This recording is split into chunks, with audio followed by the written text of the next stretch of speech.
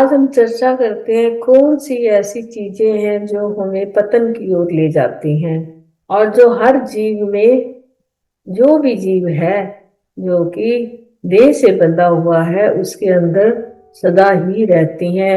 उसी को दूर करने के लिए जीव कितने भी यत्न करता है, परंतु वो पूर्ण रूप से नष्ट नहीं होती। वो है सबसे पहली है हमारे अंदर कामना। जब जीव के अंदर कामना जागृत होती है, अब कामनाओं की पूर्ति करने के लिए वो बड़े यत्न करता है ना। हम देख रहे हैं, हम अपनी पूरी जिंदगी में कामनाओं को ही शांत करने में लगा दी है। पूरी जिंदगी हमारी कामनाएं, अभी तक हम 60 साल की अवस्था होने वाली है, परंतु हमारी कामनाएं हैं जो पूर्ण नहीं हो रही। अभी भी हमारी कई चीजों की कामनाएं जागृत होती रहती हैं, और जब कामना को पूर्ति करनी होती है तो जीव जो होता है, अगर उसको कामना की पूर्ति नहीं कर हो पाती उससे, तो वो गलत मार्ग का भी अनुसरण करना शुरू कर देता है, भ्रष्टाचार करना शुरू कर देता है। वो जानता नहीं है कि जिस तरीके से मैं धन का अर्जन कर रहा हूँ, वो मेरे लिए कितना कर्म बंधन बन जाएगा, वो मेरे लिए कितने कर्म को उत्पन्न कर देगा, जो मेरे को कहाँ ले जाएंगे, अधोगति की ओर ले जाएंगे, पतन की ओर लेके जाएंगे। जो कामना है, अगर गलत तरीके से पूर्ण की जाए तो हम नीचे के जो 7 है ना, उनके हकदार बन जाते हैं। नरक योनियां जो होती हैं, उनके अधिकार, उसके अंदर हम जाने की तैयारी कर रहे होते हैं। जो सतोगुण प्रधान जीव होते हैं, वो ऊपर के लोगों की जानने की तैयारी कर रहे होते हैं, और जो कामना को पूर्ण करने के लिए गलत व्यवहार करते हैं, गलत तरीके से धन की प्राप्ति करते हैं, गलत तरीके से अपनी कामनाओं को पूर्ण करते हैं, तो वो नीचे के नरक लोक की तैयारी कर रहे होते हैं। तो सबसे पहले है कि कामनाओं पे हमें कंट्रोल करना चाहिए। कामना से क्या होता है, तृष्णा उत्पन्न होती है। तृष्णा जो है कभी भी समाप्त नहीं होती। अच्छा, आपने एक कामना को पूर्ण करने के लिए आपने कई गलत काम कर लिया, तो आपने सक्सेस मिल गई आपको, तो आपने सोचा मैं दूसरा काम भी शुरू कर लेता हूँ। तो ऐसे आप एक से बढ़कर और भ्रष्टाचार की ओर बढ़ते जाते हैं, क्योंकि एक बार आप भ्रष्टाचार करके अपनी कामना को पूर्ण करके बड़े ही आनंद ले रहे थे, तो फिर आपकी एक आदत सी बन जाती है। वही आदत हमारे को फिर निम्न योनि में ले जाने की, आप सोचो आपने निम्न योनि की तैयारी कर ली है। सर्वप्रथम हमारी कामनाएं कम होनी चाहिए, और उसका जब कामनाएं हमारी पूर्ण नहीं होती तो हमें क्रोध आ जाता है। जब हमें क्रोध आता है ना, हमें पता नहीं चलता, हम क्रोध में अपना सारा आवेश में हम सारी अपनी बुद्धि को क्या होते हैं, बुद्धि हमारी उस समय कार्य करने जो है बंद कर देती है। हम इतने आवेश में आए होते हैं कि हम सोच ही नहीं होते कि हम क्या करने जा रहे हैं, या हम वाणी से कौन से शब्दों का प्रयोग कर रहे हैं, इंद्रियों से, कर्म इंद्रियां जो हाथ से हम क्या कर रहे हैं, किसी को थप्पड़ मार रहे हैं गुस्से में, किसी को मुख से गाली दे रहे हैं, इस प्रकार का व्यवहार हमारा हो जाता है। क्रोध जो होता है ना, वो पहले तो हम अब उस क्रोध में स्वयं जलते हैं। अब तुम सोचो, जब क्रोध में इतने जल रहे हो, इतनी हमारे अंदर क्रोध आया हुआ है, तो उसका हमारे इस शरीर पे, स्थूल शरीर पे, सूक्ष्म शरीर पे कितना असर होता है। हम सोचते हैं कि हमने क्रोध में दूसरे को तंग किया है, परंतु हम सबसे ज्यादा स्वयं तंग होते हैं, हमारे शरीर को ही नुकसान होता है। आपने देखा क्रोध में आते किसी का कितना ब्लड प्रेशर कितना हाई हो जाता है। तो हमें क्या चाहिए, क्रोध थोड़ा थोड़ा अपने जीवन में कम करना चाहिए ना। हमारी कामनाएं कम हो जाएंगी तो क्रोध भी हमारा शांत होता जाएगा। हम क्रोध करते हैं कि हमारी कामना ही नहीं पूरी होती, अंदर से हमारे अंदर कुछ और बात चल रही होती है, हम अपना क्रोध किसी और के ऊपर उतार देते हैं। काम, क्रोध और लोभ, तीसरी है लोभ। लोभ तो कामना है, तो लोभ तो जागृत हो ही जाता है।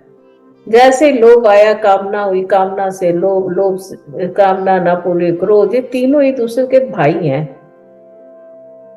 कामना से क्रोध, क्रोध से फिर बुद्धि का नाश, बुद्धि नाश होने से सब कुछ जीवन में नाश हो जाता है।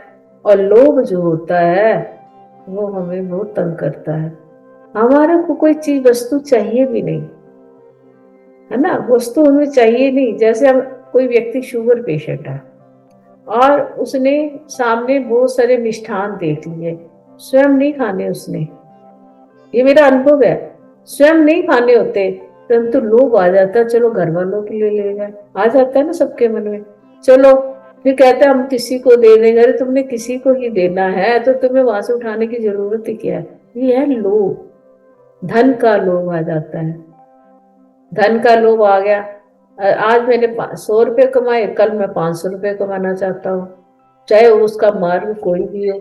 इसी प्रकार काम, क्रोध और लोभ ये जीव को अधोगति की ओर ले जाने वाले हैं, नरक के द्वार है। भगवान ने तो कह दिया कि ये काम, क्रोध, लोभ, ये जीव तू त्याग दे और मोह को भी त्याग कर, निर्मोही बन जा।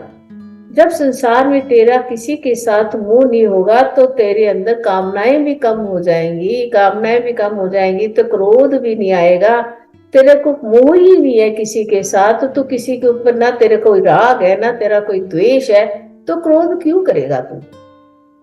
ऐसा अगर हम सोच ले, मेरा कोई नहीं है तो मैं क्रोध भी क्यों करूंगी, मैं लोभ भी क्या करूंगी, मेरा कोई है ही नहीं है, मैंने जिसको कुछ देना है। और संसार से वैराग्य हो जाएगा तो ये लोभ भी कम हो जाएगा, मोह भी कम हो जाएगा, अहंकार भी कम हो जाएगा। ये सारे हमें नरक की ओर ले जाने वाले हैं।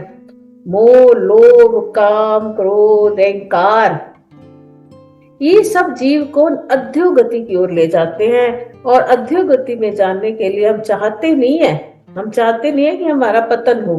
कौन चाहता है कि हम नीचे की ओर जाए, सब चाहते हैं कि मैं ऊपर की ओर जाऊं, परंतु ऊपर की जो पहली सीढ़ी ही हम नहीं चढ़े। पहली सीढ़ी अगर हम नहीं चढ़े, हमारा जो मन था हमने परमात्मा को नहीं दिया, देह से ये स्थूल शरीर को किसी अच्छी जगह पे ना ले जाकर हर संसार के अंदर ये ले जाते रहे, है ना, टांगों से जाकर, पैरों से चलकर तीर्थ नहीं किया, पैरों से चलकर गुरु जी के दर्शन नहीं किए, पैरों से चलकर मंदिर नहीं गए, आंखों से परमात्मा के दर्शन नहीं, कानों से परमात्मा की वाणी को नहीं सुना, तो पहली ही सीढ़ी हम नहीं चढ़े। अगर हम पहली सीढ़ी चढ़ गए होते ना तो आखिर मंजिल तक कभी ना कभी पहुंच ही जाते।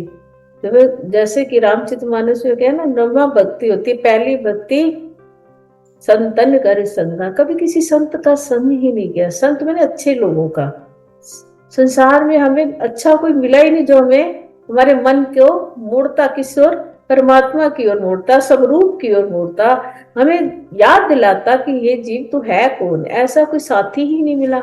सारे साथी मिले जो संसार में भोगों में लगाने वाले मिले। तो वो ही हमारा अच्छा मित्र है जिसको देखते ही हमें परमात्मा की याद आ जाए। जीवन में जितने भी मित्र बनाओ, ऐसे मित्र बनाओ जिसको देखते तुम्हें भगवान की याद आ जाए। अरे ये तो सत्संग में जाता है, चलो मैं भी जाया करूंगी या करूंगा। परंतु तुम्हारे मित्र ही ऐसे होते हैं जो संसार की ओर है और हमें भी कहते हैं ये क्या रखा है परमात्मा के अंदर, खाओ पियो मौज करो, किसने देखा दोबारा आएंगे या नहीं आएंगे। वो हमारे इस जो श्री कृष्ण के मत का, जो सिद्धांत का पालन ही नहीं करते कि मृत्यु के बाद जन्म, जन्म के बाद मृत्यु। हमारे वेदांत ये कहता है जन्म और मृत्यु दोनों होते ही रहते हैं, परंतु कई लोगों का मत होता है कि किसने देखा, कब आएंगे, हम क्या जानते थे, ये जन्म हमें मिला है उसमें तो हम अच्छा खा ले पी ले और मौज कर ले हैं और आनंद लूट ले, वे जितना हो सके चाहे कैसे भी लूट ले, दूसरों को तंग करके लूटे, किसी तरीके से हमारा अपना जीवन ऐसे अधोगति की ओर ले जाने वाले बन जाते हैं जो इस प्रकार के लोग होते हैं। तो भगवान ने कहा वो अपने आप ही अपनी कामना को, क्रोध को, लोभ को, मोह को, अहंकार को बढ़ाते बढ़ाते एक दिन अच्छा भला मृत्यु लोक में आए थे, जहाँ पे तुम्हें मिश्रित कर्मों का फल मिलना था, पुण्य का भी और पाप का भी, परंतु उससे तुमने क्या किया, सिर्फ पाप ही कमाए। अब हम खाली पाप ही कमाएंगे तो हम जहाँ पाप होते हैं, जो नीचे के लोग हैं, उसी में फिर हमारे को जाना पड़ेगा। और जहाँ पाप और पुण्य दोनों होते हैं वो मृत्यु लोक है, वो मनुष्य लोक है, उसमें आते हैं। भगवान हमें बहुत बार चांस देता है कि ये तुम सुधर जाओ, है ना, 84 लाख योनियां भोग कर जब हमें मनुष्य का जन्म मिलता है, उस मनुष्य के जन्म में हम क्या करते हैं, बिल्कुल भी सोचते नहीं है और वही कार्य करते रहते हैं। फिर नरक लोक में जाने का स्थान हमारा निश्चित होता है। इसी के साथ हरिओम तत्सत, हरिओम सत्सत, हरिओम तत्सत।